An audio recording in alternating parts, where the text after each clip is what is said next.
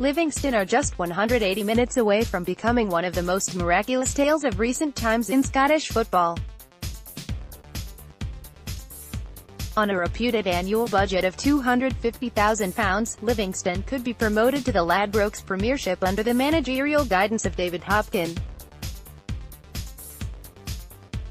At the start of the season, it's fair to say you would have got some impressive odds on that scenario. To put it into perspective, Dundee United's budget is around £1.2 million. The average attendance at the Tony Macaroni Arena is roughly 1,000.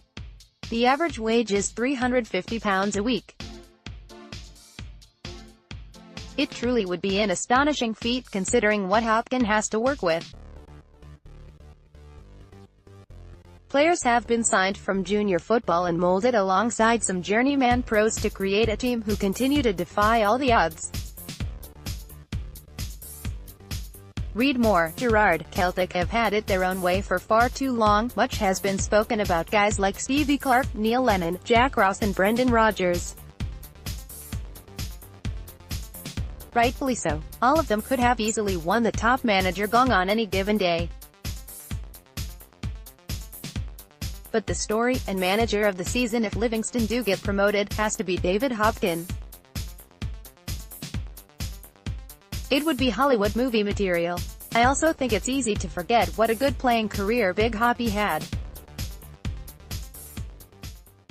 You don't play for clubs like Chelsea, Crystal Palace and Leeds United and not gain 7 caps for your country if you aren't a very decent footballer. That experience he gained as a player has proved invaluable in his young coaching career so far. It's so much easier if you have a big budget and playing squad to chop and change when things aren't going well or you have a few injuries. Hopkin has gone with a solid core of 12 to 14 players all season. It's all he has anyway. To achieve what he has requires intense coaching every single day. Read more. Hibernian and Rangers saved the best for last in 10-goal Easter Road Classic. Man management is so important with such a small pool. On the training field, with no money to bring anyone in, is where the real coaching happens. The spirit that he has fostered within that group has been a joy to behold. They have an insatiable desire and appetite on the park, and that hunger probably stems from not earning a lot of money, thus playing for win bonuses and proving people and the rest of the league wrong. They have certainly done that all season so far. I will be brutally honest, Livingston are not the easiest on the eye to watch for the neutral. They lump it long and play off second balls. But when you have a tiny budget you need to find a style of play that suits the personnel you have. Hopkin has done that superbly. The 3 centre-backs Alan Lithgow, Craig Halkett and Declan Gallagher are no-nonsense and know their job, keep the ball out their own net at all costs. The amount of times they risk life and limb to block shots is remarkable. They get it forward early and play off the evergreen Lee Miller. Read more. Hibernian manager Neil Lennon appeals for SFA leniency after sectarian Rangers abuse. It's simple but effective.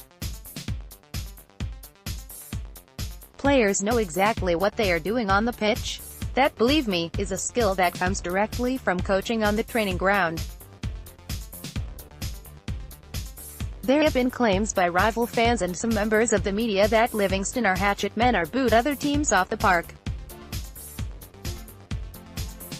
All absolute nonsense, of course. There is also a wee bit of snobbery around Hopkin, probably due to his team's robust style of play. Again, that is nonsense.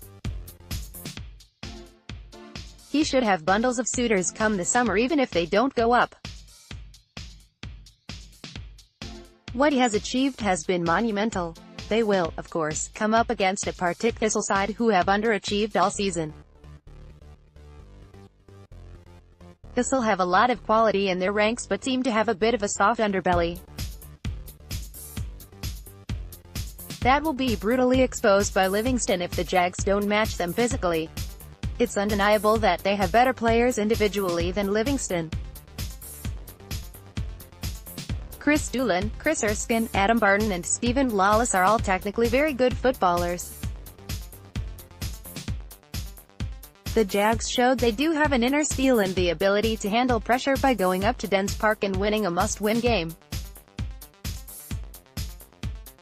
It will all come down to Thistle winning the battle, then using their quality to go and win the tie. If they don't match the hunger and desire that Hopkin's men will undoubtedly bring, this particular fairy tale will have a happy ending for everyone associated with the Lions of Livingston.